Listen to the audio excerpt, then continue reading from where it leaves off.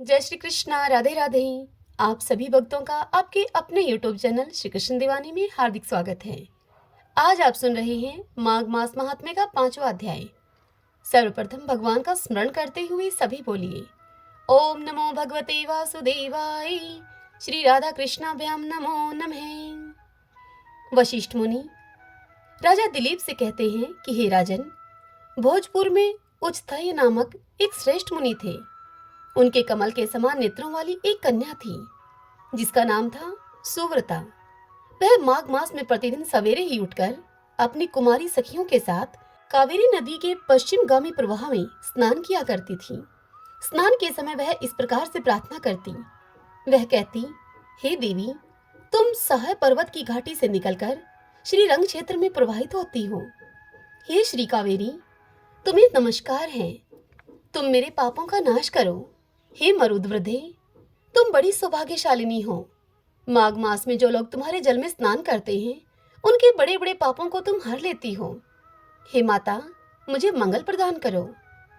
पश्चिम वाहिनी हे कावेरी, मुझे पति, धन, पुत्र, संपूर्ण मनोरथ और पातिव्रत्य धर्म पालन करने की शक्ति दो। इस प्रकार से यूं कहकर वह सुवर्ता कावेरी माता को प्रणाम करती और जब कुछ कुछ सूर्य का उदय होने लगता तो उसी समय वह नित्य स्नान किया करती थी। इस प्रकार उसने 3 वर्षों तक माघ का स्नान किया। उसका उत्तम चरित्र और गृह कार्य में चतुरता देखकर उसके पिता का मन बड़ा प्रसन्न रहा करता था। वे सोचने लगे कि अपनी कन्या का विवाह वह किससे करें। इसी बीच में कुत्स मुनि ने अपने पुत्र ब्रह्मचारी वत्स का विवाह करने के लिए उच्चथय की सुमुखी कन्या, जिसका नाम सुवर्ता था, उस सुवर्ता का वर्ण करने का विचार किया। सुवर्ता बड़ी सुंदरी थी। उसमें अनेक शुभ लक्षण थे। वह बाहर भीतर से शुद्ध और निरोग थी। उस समय उसकी कहीं भी तुलना नहीं थी। वत्स मुनि ने उससे विवाह करने की अभिलाषा की। एक दिन वह सुवर्ता अपनी 3 सखियों के साथ माघ स्नान करने के लिए अरुणोदय काल के समय कावेरी के तट पर आई। उसी समय एक भयानक जंगली हाथी पानी पीकर निकला। उस हाथी को देखकर सुवर्ता आदि कन्याएं भय से व्याकुल होकर भागी। हाथी भी बहुत दूर तक उनके पीछे पीछे भागा। चारों कन्याएं वेग से दौड़ने के कारण बड़ी हांफने लगी और तिनकों से ढके हुए एक बहुत बड़े जल शून्य कुएं में जाकर गिर पड़ी। कुएं में गिरते ही उनके प्राण निकल गए। जब वे घर लौटकर नहीं आई तब उनके माता पिता उनकी खोज करते हुए इधर उधर भटकने लगे। उन्होंने वन वन में घूमकर झाड़ी झाड़ी को छान डाला।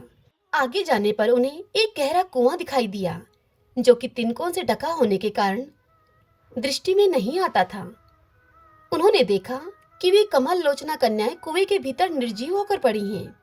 उनकी माताएं कन्याओं के पास चली गई और शोकग्रस्त होकर बारंबार अपनी उन कन्याओं को छाती से लगाकर कहने लगी, हे विमले, हे कमले, हे सुव्रते, हे सुरसे। इस प्रकार उन कन्याओं की माताएं उनके नामों को ले लेकर अब विलाप करने लगी। कन्याओं की माताएं जब इस प्रकार से जोर जोर से क्रंदन कर रही थी, उसी समय तपस्या के भंडार कांतिमान, धीर तथा जितेंद्रिय श्रीमान मृंगशृंग मुनि वहां पर आ पहुंचे। उन्होंने मन ही मन एक उपाय सोचा और सोचकर उन्होंने उनको आश्वासन देते हुए उनसे कहा कि जब तक इन कमल नयनी कन्याओं को जीवित न कर दूं मैं, तब तक आप लोग इनके सुंदर शरीर की रक्षा कीजिए। और इस प्रकार उन लोगों से यूं कहकर मृंगशृंग मुनि परम पावन कावेरी के तट पर गए और कंठ भर पानी में वे खड़े रहे। कंठ भर पानी में खड़ा होना, कंठ तक पानी में खड़ा होना है। मुख और भुजाओं को ऊपर उठाए हुए सूर्यदेव की ओर देखते हुए मृत्यु देवता की स्तुति करने लगे वे। इसी बीच में एक समय वही हाथी जिनसे डरकर वह कन्याएं कुएं में गिरी थी, वही हाथी पानी के भीतर से उठा और उन ब्राह्मण मुनि को मारने के लिए सूंड उठाए हुए बड़े वेग से उन मुनि के समीप आया। हाथी का क्रोध देखकर उस हाथी का क्रोध देखकर भी मुनिवर मृंगशृंग जल से विचलित नहीं हुए, बल्कि चित्रलिखित से चुपचाप वहीं पर खड़े रहे। पास आने पर एक ही क्षण में उस गजराज का क्रोध चला गया। वह गजराज बिल्कुल शांत हो गया। उसने मुनि को सूंड से पकड़कर अपनी पीठ पर उनको बिठा लिया। मृंगशृंग मुनि उस हाथी के भाव को समझ गए। उसके कंधे पर सुखपूर्वक बैठने से उन्हें बड़ा संतोष हुआ। तदंतर जब समाप्त करके हाथ में जल लेकर मैंने 8 दिनों के माघ स्नान का पुण्य तुम्हें दे दिया। इस प्रकार मृंग शृंग मुनि यों कहकर उन मुनि ने शीघ्र ही वह जल हाथी के मस्तक पर छोड़ दिया। इससे गजराज पाप रहित हो गया और मानो इस बात को स्वयं भी समझते हुए उस गजराज ने प्रलयकालीन मेघ के समान बड़े जोर से गर्जना की। उस हाथी की जोरदार गर्जना से भी मुनि के मन में बड़ी प्रसन्नता हुई और उन्होंने कृपा पूर्वक उस गजराज की ओर देखकर उसके ऊपर अपना हाथ फेरा। मुनि के हाथ का स्पर्श होने से उसने हाथी का शरीर त्याग दिया और आकाश में देवता की भांति दिव्य रूप धारण किए हुए वह दृष्टिगोचर हुआ। उस रूप में उसे देखकर मुनीश्वर मृंगशृंग को बड़ा विस्मय हुआ। इससे आगे की कथा कल हम अगले अध्याय में सुनेंगे। श्रीमन्नारायण नारायण हरि हरि, भजमन नारायण नारायण हरि हरि। आज हम सब सुनेंगे श्रीमद् भागवत महापुराण भाग 1 से आजामिल की कथा। राजा परीक्षित ने श्री शुकदेव मुनि से पूछा, हे महाभाग, मैं वह उपाय आपसे जानना चाहता हूँ जिसके अनुष्ठान से मनुष्यों को अनेक भयंकर यातनाओं से पूर्ण नरकों में न जाना पड़े। आप कृपा करके उसका उपदेश मुझे कीजिए। यह सुनकर श्री शुकदेव जी ने परीक्षित से कहा, हे परीक्षित, मनुष्य मन, वाणी और शरीर से पाप करता है। यदि वह उन पापों का इसी जन्म में प्रायश्चित न कर ले तो मरने के बाद उसे अवश्य ही उन भयंकर यातनापूर्ण नरकों में जाना पड़ता है जिनका वर्णन मैंने तुम्हें पहले ही सुना दिया है। इसीलिए बड़ी सावधानी और सजगता के साथ रोग एवं मृत्यु के पहले ही शीघ्र से शीघ्र पापों की गुरुता और लघुता पर विचार करके उनका प्रायश्चित कर डालना चाहिए। जैसे मर्मज्ञ चिकित्सक रोगों का कारण और उनकी गुरुता लघुता को जानकर झटपट उनकी चिकित्सा कर डालता है। यह सुनकर राजा परीक्षित ने पूछा कि भगवान, मनुष्य राजदंड, समाज दंड आदि लौकिक और शास्त्रोक्त नरगमन आदि पारलौकिक कष्टों से यह जानकर भी कि पाप उसका शत्रु है, पाप वासनाओं से विवश होकर बार बार वैसे ही कर्मों में प्रवृत्त हो जाता है। ऐसी अवस्था में उसके पापों का प्रायश्चित भला कैसे संभव है?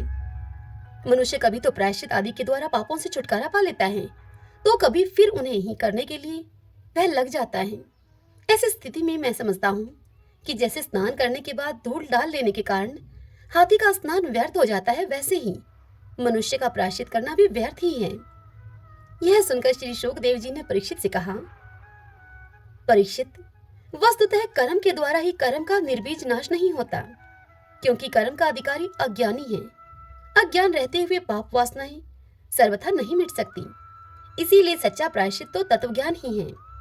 जो पुरुष केवल सुपथ्य ही का सेवन करता है उसे रोग अपने वश में नहीं कर सकते।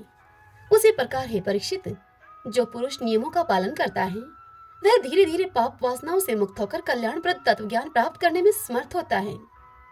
जैसे बांसों के झुरमुट में लगी हुई आग बांसों को जला डालती है, ठीक वैसे ही धर्मज्ञ और श्रद्धावान धीर पुरुष तपस्या, ब्रह्मचार्य, इंद्रिय दमन, मन की स्थिरता, दान, सत्य, बाहर भीतर की पवित्रता तथा यम एवं नियम, इन 9 साधनों से मन, वाणी और शरीर के द्वारा किए गए बड़े से बड़े पापों का भी नाश कर देते हैं। भगवान की शरण में रहने वाले भगत जन जो बिरले ही होते हैं, केवल वे भक्ति के द्वारा अपने सारे पापों को उसी प्रकार से भस्म कर देते हैं जैसे सूर्य कोहरे को, जैसे प्रकाश अंधकार को। हे परीक्षित, पापी पुरुष की जैसी शुद्धि भगवान को आत्मसमर्पण करने से और उनके भक्तों का सेवन करने से होती है, ठीक वैसे ही तपस्या आदि के द्वारा नहीं होती। जगत में यह भक्ति का पंथ ही सर्वश्रेष्ठ, भय रहित और कल्याण स्वरूप है, क्योंकि इस मार्ग पर भगवत परायण सुशील साधुजन चलते हैं। हे परीक्षित, जैसे शराब से भरे हुए घड़े को नदियां पवित्र नहीं कर सकती, ठीक वैसे ही बड़े बड़े प्रायश्चित बार बार किए जाने पर भी भगवत विमुख मनुष्य को पवित्र करने में असमर्थ हैं। अर्थात जो मनुष्य भगवान से विमुख है उसके बार बार प्रायश्चित करने पर भी उसके पाप नहीं कटते। जिन्होंने अपने भगवत गुणान अनुरागी मन मधुर को भगवान श्री कृष्ण के चरणारविंद मकरंद का एक बार भी पान करा दिया, उन्होंने सारे प्रायश्चित कर लिए। वे सोपन में भी यमराज और उनके पाशधारी दूतों को नहीं देखते, फिर नरक की तो बात ही क्या है। हे परीक्षित, इस विषय में महात्मा लोग एक प्राचीन इतिहास कहा करते हैं। उसमें भगवान विष्णु और यमराज के दूतों का संवाद है। तुम उससे उस महात्मा को सुनो। कन्य कुब्ज नगर अर्थात कन्नौज में एक दासीपति ब्राह्मण रहता था। उसका नाम था अजामिल। दासी के संसर्ग से दूषित होने के कारण उसका सदाचार नष्ट हो चुका था। वह पतित कभी तो बटोहियों को बांधकर उन्हें लूट लेता, तो कभी लोगों को जुए के छल से उनको हरा देता। किसी का धन धोखाधड़ी से ले लेता तो किसी का धन चुरा लेता। इस प्रकार अत्यंत निंदनीय वृत्ति का आश्रय लेकर वह अपने कुटुंब का पेट भरता था और दूसरे प्राणियों को वह बहुत ही सताता था। हे परीक्षित, इसी प्रकार वह वहां पर रहकर दासी के बच्चों का लालन पालन करता रहा। इस प्रकार उसकी आयु का बहुत बड़ा भाग 88 वर्ष बीत गई। बूढ़े अजामिल के 10 पुत्र थे। उनमें से सबसे छोटे का नाम था नारायण। माँ बाप का वह बहुत ही लाडला था। वृद्ध अजामिल ने अत्यंत मोह के कारण अपना संपूर्ण हृदय अपने बच्चे नारायण को सौंप दिया था। वह अपने बच्चे की तोतली बोली सुन सुनकर तथा बाल सुलभ खेल देख देख कर फूला नहीं समाता था। अजामिल बालक के स्नेह बंधन में बंध गया था। जब वह खाता तो अपने उस बालक नारायण को भी खिलाता, जब पानी पीता तो अपने उस बालक को भी पिलाता। इस प्रकार वह अतिशय मूढ़ हो गया था। उसे इस बात का पता ही न चला कि मृत्यु मेरे सिर पर आ पहुंची है। वह मूर्ख अजामिल इसी प्रकार अपना जीवन बिता रहा था कि मृत्यु का अब समय आ पहुंचा। अब वह अपने पुत्र बालक नारायण के संबंध में ही सोचने और विचारने में लगा रहा। इतने में ही अजामिल ने देखा कि उसे ले जाने के लिए अत्यंत भयावने 3 यमदूत आए हैं। उनके हाथों में फांसी है, उनके मुंह टेढ़े मेढ़े हैं और उनके शरीर पर रोए खड़े हुए हैं। उस समय बालक नारायण वहां से कुछ ही दूरी पर खेल रहा था। यमदूतों को देखकर अजामिल अत्यंत ही घबरा गया।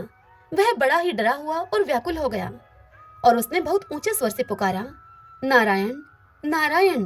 भगवान नारायण के पार्षदों ने जब यह देखा कि यह मरते समय हमारे स्वामी भगवान नारायण का नाम ले रहा है, उनके नाम का कीर्तन कर रहा है, तब वे बड़े वेग से झटपट वहां पर आ पहुंचे। उस समय यमराज के दूत दासीपति अजामिल के शरीर में से उसके सूक्ष्म शरीर को खींच रहे थे। विष्णु दूतों ने यह देखकर यम के दूतों को बलपूर्वक रोक दिया। उनके रोकने पर यमराज के दूतों ने विष्णु भगवान के पार्षदों से कहा, अरे धर्मराज की आज्ञा का निषेध करने वाले तुम लोग भला कौन हो? तुम किसके दूत हो और कहां से आए हो और इसे ले जाने के लिए हमें क्यों रोक रहे हो? क्या तुम लोग कोई देवता, उपदेवता अथवा सिद्ध श्रेष्ठ हो? हम देखते हैं कि तुम सब लोगों के नेत्र कमल दल के समान कोमलता से भरे हैं। तुम पीले पीले रेशमी वस्त्र पहने हो, तुम्हारे सिर पर मुकुट, कानों में कुंडल और गले में कमल के हार लहरा रहे हैं। सबकी नई अवस्था है। सुंदर सुंदर 4 भुजाएं हैं तुम्हारी। सभी के कर कमलों में धनुष, तरकश, तलवार, गदा, शंख, चक्र, कमल यह सब सुशोभित हैं। तुम लोगों की अंगकांति से दिशाओं का अंधकार और प्राकृत प्रकाश भी दूर हो रहा है। हम धर्मराज के सेवक हैं, हमें तुम लोग भला क्यों रोक रहे हो? श्री शुकदेव जी इस कथा को सुनाते हुए परीक्षित से आगे कहते हैं, हे परीक्षित, जब यमदूतों ने इस प्रकार से उनसे कहा, तब भगवान नारायण के आज्ञाकारी पार्षदों ने हंसकर मेघ के समान गंभीर वाणी से उनके प्रति उन्हें यूं कहा। भगवान के पार्षदों ने कहा कि यमदूतों, यदि तुम लोग सचमुच में धर्मराज के आज्ञाकारी हो तो हमें धर्म का लक्षण और धर्म का तत्व सुनाओ। दंड किस प्रकार से दिया जाता है? दंड का पात्र कौन है? मनुष्यों में सभी पापाचारी दंडनीय हैं अथवा उनमें भी कुछ ही? तब यमदूतों ने कहा कि वेदों ने जिन कर्मों का विधान किया है वे धर्म हैं और जिनका निषेध किया है वे अधर्म हैं। वेद स्वयं भगवान के स्वरूप हैं। वे उनके स्वाभाविक श्वास, प्रश्वास एवं स्वयं प्रकाश ज्ञान हैं। ऐसा हमने सुना है। जगत के रजोमय, सतोमय और तमोमय सभी पदार्थ, सभी प्राणी अपने परम आश्रय भगवान में ही स्थित रहते हैं। वेद ही उनके गुण, नाम, कर्म और रूप आदि के अनुसार उनका यथोचित विभाजन करते हैं। जीव शरीर अथवा मनोवृत्तियों से जितने कर्म करता है उसके साक्षी रहते हैं सूर्य, अग्नि, आकाश, वायु, इंद्रियां, चंद्रमा, संध्या, दिन रात, दिशाएं, जल, पृथ्वी, काल और धर्म। इनके द्वारा अधर्म का पता चल जाता है और तब दंड के पात्र का निर्णय होता है। पाप कर्म करने वाले सभी मनुष्य अपने अपने कर्मों के अनुसार दंडनीय होते हैं। हे निष्पाप पुरुषों, जो प्राणी कर्म करते हैं उनका गुणों से संबंध रहता ही है। इसीलिए सभी से कुछ पाप और कुछ पुण्य होते ही हैं और देहवान होकर कोई भी पुरुष कर्म किए बिना रह ही नहीं सकता। इस लोक में जो मनुष्य जिस प्रकार का और जितना अधर्म या धर्म करता है वह परलोक में उसका उतना और वैसा ही फल भोगता है। हे देव शिरोमणियों, सत्व, रज और तम, इन 3 गुणों के भेद के कारण इस लोक में भी 3 प्रकार के प्राणी दिख पड़ते हैं।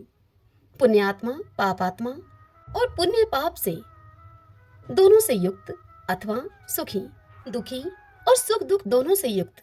वैसे ही परलोक में भी उनकी त्रिविधता का अनुमान किया जाता है। वर्तमान समय ही भूत और भविष्य का अनुमान करा देता है। वैसे ही वर्तमान जन्म के पाप पुण्य भी भूत और भविष्य के जन्मों के पाप पुण्य का अनुमान करा देते हैं। हमारे स्वामी अजन्मा भगवान सर्वज्ञ यमराज सबके अंतःकरणों में ही विराजमान हैं। इसलिए वे अपने मन से ही सबके पूर्व रूपों को देख लेते हैं। वे साथ ही उनके भावी स्वरूप का भी विचार कर लेते हैं। जैसे सोया हुआ अज्ञानी पुरुष स्वप्न के समय प्रतीत हो रहे कल्पित शरीर को ही अपना वास्तविक शरीर समझता है, सोए हुए अथवा जागने वाले शरीर को वह भूल जाता है। ठीक वैसे ही जीव भी अपने पूर्व जन्मों की याद भूल जाता है और वर्तमान शरीर के सिवा पहले और पिछले शरीरों के संबंध में कुछ भी नहीं जानता। हे सिद्ध पुरुषों, जीव इस शरीर में 5 कर्मेंद्रियों से लेना देना, चलना फिरना आदि काम करता है। 5 ज्ञानेंद्रियों से रूप रस आदि 5 विषयों का अनुभव करता है और 16वें मन के साथ 17वां वह स्वयं मिलकर अकेले ही मन, ज्ञानेंद्रिय और कर्मेंद्रिय इन तीनों के विषयों को भोगता है। जीव की यह 16 कला और सत्ववादी 3 गुणों वाला लिंग शरीर अनादि है। यह जीव को बार बार हर्ष, शोक, भय और पीड़ा देने वाले जन्म मृत्यु के चक्कर में डालता है। जो जीव अज्ञानवश काम, क्रोध, लोभ, मोह, मद, मत्सर इन 6 शत्रुओं पर विजय प्राप्त नहीं कर लेता, उसे इच्छा न रहते हुए भी विभिन्न वासनाओं के अनुसार अनेकों कर्म करने पड़ते हैं। वैसी स्थिति में वह रेशम के कीड़े के समान अपने को कर्म के जाल में जकड़ लेता है और इस प्रकार अपने हाथों मोह का वह शिकार बन जाता है। कोई शरीरधारी जीव बिना कर्म किए बिना एक क्षण भी नहीं रह सकता। प्रत्येक प्राणी के स्वाभाविक गुण बलपूर्वक विवश करके उसे कर्म कराते हैं। जीव अपने पूर्व जन्मों के पाप पुण्य में संस्कारों के अनुसार स्थूल और सूक्ष्म शरीर को प्राप्त करता है। उसकी स्वाभाविक एवं प्रबल वासनाएं कभी उसे माता के जैसा स्त्री रूप बना देती हैं, तो कभी पिता के जैसा पुरुष रूप। प्रकृति का संसर्ग होने से ही पुरुष अपने को अपने वास्तविक स्वरूप के विपरीत लिंग शरीर मान बैठा है। यह विपर्य भगवान के भजन से शीघ्र ही दूर हो जाता है। हे देवताओं, आप जानते ही हैं कि यह अजामिल बड़ा ही शास्त्रज्ञ था। शील, सदाचार और सद्गुणों का तो यह खजाना ही था। व्रतधारी, विनयी, जितेंद्रिय, सत्यनिष्ठ, मंत्रवेता और पवित्र भी था यह। इसने गुरु, अग्नि, अतिथि और वृद्ध पुरुषों की सेवा की थी। अहंकार तो इसमें था ही नहीं। यह समस्त प्राणियों का हित चाहता, उनका उपकार करता, आवश्यकता के अनुसार ही बोलता और किसी के गुणों में दोष नहीं ढूंढता था। फिर एक दिन यह ब्राह्मण अपने पिता के आदेश के अनुसार एक वन में गया और वहां से फल फूल, समिधा तथा कुश लेकर यह घर के लिए लौटा। लौटते समय इसने देखा कि एक भ्रष्ट शूद्र, जो कि बहुत ही कामी और निर्लज है, वह शराब पीकर किसी वैश्या के साथ विहार कर रहा है। वैश्या भी शराब पीकर मतवाली हो रही है। नशे के कारण उसकी आंखें नाच रही हैं। वह वैश्या अर्धनग्न अवस्था में हो रही है। वह शूद्र उस वैश्या के साथ कभी गाता तो कभी हंसता और कभी तरह तरह की चेष्टाएं करके उसको प्रसन्न करता। हे निष्पाप पुरुषों, शूद्र की भुजाओं में अंगराग आदि कामोदीपक वस्तुएं लगी हुई थीं और वह उनसे उस उल्टा का आलिंगन कर रहा था। अजामिल उन्हें इस अवस्था में देखकर सहसा मोहित होकर और काम के वश में हो गया। यद्यपि अजामिल ने अपने धैर्य और ज्ञान के अनुसार अपने कामवेग से विचलित मन को रोकने की बहुत चेष्टाएं की, परंतु पूरी शक्ति लगा देने पर भी वह अपने मन को रोकने में असमर्थ रहा। उस वैश्या को निमित्त बनाकर काम पिशाच ने अजामिल के मन को ग्रस लिया। उसकी सदाचार और शास्त्र संबंधी चेतनाएं सब नष्ट हो गई। अब यह अजामिल मन ही मन उसी वैश्या का चिंतन करने लगा और अपने धर्म से यह विमुख हो गया। अजामिल सुंदर सुंदर वस्त्र, आभूषण आदि वस्तुएं जिनसे वह वैश्या प्रसन्न होती, वह उसे लाकर देता। यहाँ तक कि इसने अपने पिता की सारी संपत्ति देकर भी उस उल्टा को रिझाया। यह ब्राह्मण अजामिल सभी चेष्टाएं उसी प्रकार की करता जिससे कि वह वैश्या प्रसन्न होती। उस स्वच्छंद चारिणी वैश्या की तिरछी चितवन ने अजामिल के मन को ऐसा लुभा लिया कि इसने अपनी कुलीन नवयुवती और विवाहिता पत्नी तक का भी परित्याग कर दिया। हे देवताओं, इसके पाप की भी भला कोई सीमा है। यह कुबुद्धि न्याय से, अन्याय से, जैसे भी जहाँ कहीं भी उसको धन मिलता वहीं से वह धन उठा लाता। उस वैश्या के बड़े कुटुंब का पालन करने में ही यह सारा समय अपना बिताता और इस प्रकार से वह कुल्टा के साथ व्यस्त रहता। आगे यम के दूत भगवान विष्णु के पार्षदों से कहते हैं कि इस पापी ने शास्त्राज्ञा का उल्लंघन करके स्वच्छंद आचरण किया है। यह सत्पुरुषों के द्वारा निंदित है। इसने बहुत दिनों तपस्या के मल समान अपवित्र अन्न से अपना जीवन व्यतीत किया है। इसका सारा जीवन ही पापमय है। इसने अब तक अपने पापों का कोई प्रायश्चित भी नहीं किया है। इसलिए अब हम इस पापी को दंड पानी भगवान यमराज के पास लेकर जाएंगे। वहां यह अपने पापों का दंड भोगकर शुद्ध हो जाएगा। श्री शुकदेव जी राजा परीक्षित से कहते हैं कि हे परीक्षित, भगवान के नीति निपुण एवं धर्म का मर्म जानने वाले पार्षदों ने यमदूतों का यह अभिभाषण सुनकर उनसे इस प्रकार से कहा। भगवान के पार्षदों ने यम के दूतों से कहा, हे यमदूतों, यह बड़े आश्चर्य और बड़े ही खेद की बात है कि धर्मज्ञों की सभा में अधर्म प्रवेश कर रहा है, क्योंकि वहां निरपराध और अदंडनीय व्यक्तियों को व्यर्थ ही दंड दिया जाता है। जो प्रजा के रक्षक हैं, प्रजा के शासक हैं, समदर्शी और परोपकारी हैं, यदि वे ही प्रजा के प्रति विषमता का व्यवहार करने लगे तो फिर प्रजा किसकी शरण लेगी?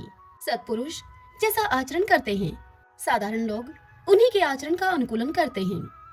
साधारण लोग भी वैसा ही आचरण करते हैं। वे अपने आचरण के द्वारा जिस कर्म को धर्म के अनुकूल प्रमाणित कर देते हैं, लोग उसी का अनुकरण करने लगते हैं। साधारण लोग पशुओं के समान धर्म और अधर्म का स्वरूप न जानकर किसी सत्पुरुष पर विश्वास कर लेते हैं। उसकी गोद में सिर रखकर निर्भय और निश्चिंत होकर सो जाते हैं। वही दयालु सत्पुरुष जो प्राणियों का अत्यंत विश्वास पात्र हैं और जिसे मित्र भाव से अपना हितैषी समझकर उन्होंने आत्मसमर्पण कर दिया है, वह उन अज्ञानी जीवों के साथ भला कैसे विश्वासघात कर सकता है?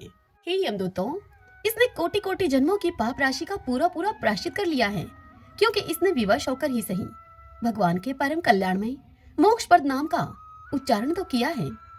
जिस समय इसने नारायण नारायण इन 4 अक्षरों का उच्चारण किया, उसी समय केवल उतने से ही इस पापी के समस्त पापों का प्रायश्चित हो गया। चोर, पापी, शराबी, मित्रद्रोही, ब्रह्माघाती, गुरु पत्नीगामी ऐसे लोगों का, संसारगी, स्त्री, राजा, पिता और गाय को मारने वाला, चाहे जैसा और चाहे जितना बड़ा पापी क्यों न हो, सभी के लिए यही इतना ही सबसे बड़ा प्रायश्चित है कि भगवान के नामों का उच्चारण किया जाए, क्योंकि भगवान नामों के उच्चारण से मनुष्य की बुद्धि भगवान के गुण, लीला और स्वरूप में रम जाती है और स्वयं भगवान की उसके प्रति आत्मीय बुद्धि हो जाती है। बड़े बड़े ब्रह्मावादी ऋषियों ने पापों के बहुत से प्रायश्चित, कृच्छ, चंद्रायण आदि व्रत बतलाए हैं, परंतु उन प्रायश्चितों से पापी मनुष्य के पापों की वैसी जड़ से शुद्धि नहीं होती जैसे कि भगवान के नामों का उनसे गुम्पित पदों का उच्चारण करने से होती है, क्योंकि वे नाम पवित्र कीर्ति भगवान के गुणों का ज्ञान कराने वाले हैं। यदि प्रायश्चित करने के बाद भी मन फिर से कुमार्ग पे पाप की ओर दौड़ पड़े तो वह चरम सीमा का पूरा पूरा प्रायश्चित नहीं है। इसीलिए जो लोग ऐसा प्रायश्चित करना चाहें कि जिससे पाप कर्मों और वासनाओं की जड़ ही उखड़ जाए, तो उन्हें भगवान के गुणों का ही गान करना चाहिए, क्योंकि उसी से चित्त सर्वथा शुद्ध हो जाता है। इसलिए हे यमदूतों, तुम लोग अजामिल को मत लेकर जाओ। इसने सारे पापों का प्रायश्चित कर लिया है, क्योंकि इसने मरते समय भगवान के नाम का उच्चारण किया है। बड़े बड़े महात्मा पुरुष यह बात जानते हैं कि संकेत में अर्थात किसी दूसरे अभिप्राय से ही सही, परिहास में, तान अलापने में अथवा किसी की अवहेलना करने में भी यदि कोई भगवान के नामों का उच्चारण करता है तो उसके समस्त पाप नष्ट हो जाते हैं। जो मनुष्य गिरते समय, पैर फिसलते समय, अंग भंग होते समय और सांप के डसते समय, आग में जलते समय, चोट लगते हुए समय, विवशता के कारण भी यदि हरि हरि कहकर भगवान के नामों का उच्चारण कर लेता है तो वह यम यातना का पात्र नहीं रह जाता। महर्षियों ने जानबूझकर बड़े पापों के लिए बड़े और छोटे पापों के लिए छोटे प्रायश्चित बतलाए हैं। इसमें संदेह नहीं कि उन तपस्या, दान, जप आदि प्रायश्चितों के द्वारा भी पाप नष्ट हो जाते हैं। जैसे कोई परम शक्तिशाली अमृत को उसका गुण न जानकर अनजाने में भी पी ले तो भी वह अवश्य ही पीने वाले को अमर बना देता है, ठीक वैसे ही अनजाने में उच्चारण करने पर भी भगवान का नाम अपना फल देकर ही रहता है। श्री शुकदेव जी राजा परीक्षित से आगे कहते हैं कि हे राजन, इस प्रकार भगवान के पार्षदों ने भागवत धर्म का पूरा पूरा निर्णय सुना दिया और अजामिल को यमदूतों के पास से छुड़ाकर मृत्यु के मुख से बचा लिया। परीक्षित पार्षदों की यह बात सुनकर यमदूत यमराज के पास गए और उन्हें यह सारा वृत्तांत जो कहा तो उन्होंने सुना दिया। अजामिल यमदूतों के फंदे से छुटकर निर्भय और स्वस्थ हो गया। उसने भगवान के पार्षदों के दर्शन जनित आनंद में मगन होकर उन्हें सर झुकाकर प्रणाम किया। ये निष्पाप परीक्षित, भगवान के पार्षदों ने जब देखा कि अजामिल कुछ कहना चाहता है, तब वे सहसा उसके सामने ही वहीं अंतर्ध्यान हो गए। इस अवसर पर अजामिल ने भगवान के पार्षदों से विशुद्ध भागवत धर्म और यमदूतों के मुख से वेदोक्त सगुण धर्म का श्रवण किया था। सर्व पापहारी भगवान की महिमा सुनने से अजामिल के हृदय में शीघ्र ही भक्ति का उदय हो गया। अब उसे अपने पापों को याद करके बड़ा पश्चाताप होने लगा। अजामिल मन ही मन सोचने लगा कि अरे, मैं कैसा इंद्रियों का दास हूँ। मैंने एक दासी के गर्भ से पुत्र उत्पन्न करके अपना ब्राह्मणत्व नष्ट कर दिया। यह बड़े दुख की बात है। धिक्कार है मुझ पर, मुझे बार बार धिक्कार है। मैं संतों के द्वारा निंदित हूँ, मैं पाप आत्मा हूँ। मैंने अपने कुल में कलंक का टीका लगा दिया। हाय हाय, मैंने अपनी सती एवं अबोध पत्नी का परित्याग कर दिया और शराब पीने वाली कुल्टा का मैंने संसर्ग किया। मैं कितना नीच हूँ। मेरे माँ बाप बूढ़े और तपस्वी थे, वे सर्वथा असहाय थे। उनकी सेवा शुश्रूषा करने वाला और कोई नहीं था। मैंने उनका भी परित्याग कर दिया। ओह, मैं कितना कृतघ्न हूँ। मैं अब अवश्य ही अत्यंत भयावने नरक में गिरूंगा, जिसमें गिरकर धर्मघाती पापात्मा कामी पुरुष अनेक प्रकारों की यम यातना को भोगते हैं। मैंने अभी जो अद्भुत दृश्य देखा, क्या यह स्वप्न है अथवा जागृत अवस्था का ही प्रत्यक्ष अनुभव है? अभी अभी जो हाथों में फंदा लेकर मुझे खींच रहे थे, वे सभी कहाँ चले गए? अभी अभी वे मुझे अपने फंदे में फंसाकर पृथ्वी के नीचे ले जा रहे थे, परंतु 4 अत्यंत सुंदर सिद्धों ने आकर मुझे उनसे छुड़ा लिया। वे अब कहाँ चले गए जो मुझे फंदे में खींच रहे थे? यद्यपि मैं इस जन्म का महापापी हूँ, फिर भी मैंने पूर्व जन्मों में अवश्य ही शुभ कार्य किए होंगे, तभी तो मुझे इन श्रेष्ठ देवताओं के दर्शन हुए हैं। उनकी स्मृति से मेरा हृदय अब भी आनंद से भर रहा है। मैं कुल्टागामी और अत्यंत अपवित्र हूँ। यदि पूर्व जन्म में मैंने पुण्य न किए होते, तो मरने के समय मेरी जीभ भगवान के मनमोहक नाम का उच्चारण भला कैसे कर पाती? कहाँ तो मैं महाकपटी, पापी, निर्लज और ब्रह्मा तेज को नष्ट करने वाला, तथा कहाँ भगवान का वह परम मंगलमय नारायण नाम। सचमुच मैं तो कृतार्थ हो गया। अब मैं अपने मन, इंद्रिय और प्राणों को वश में करके ऐसा प्रयत्न करूंगा कि फिर अपने को घोर अंधकार में नरक में मैं न डालूंगा। अज्ञानवश मैंने अपने को शरीर समझकर उसके लिए बड़ी बड़ी कामनाएं भी की और उनकी पूर्ति के लिए अनेकों कर्म भी किए। उन्हीं का यह फल है, उन्हीं का यह बंधन है। अब मैं इस बंधन को काटकर समस्त प्राणियों का हित करूंगा, वासनाओं को शांत कर दूंगा, सबसे मित्रता का व्यवहार करूंगा, दुखियों पर दया करूंगा और पूरे संयम के साथ रहूंगा। भगवान की माया ने स्त्री का रूप धारण करके मुझ अधम को फांस लिया और क्रीड़ा मृग की भांति मुझे बहुत ही नचाया।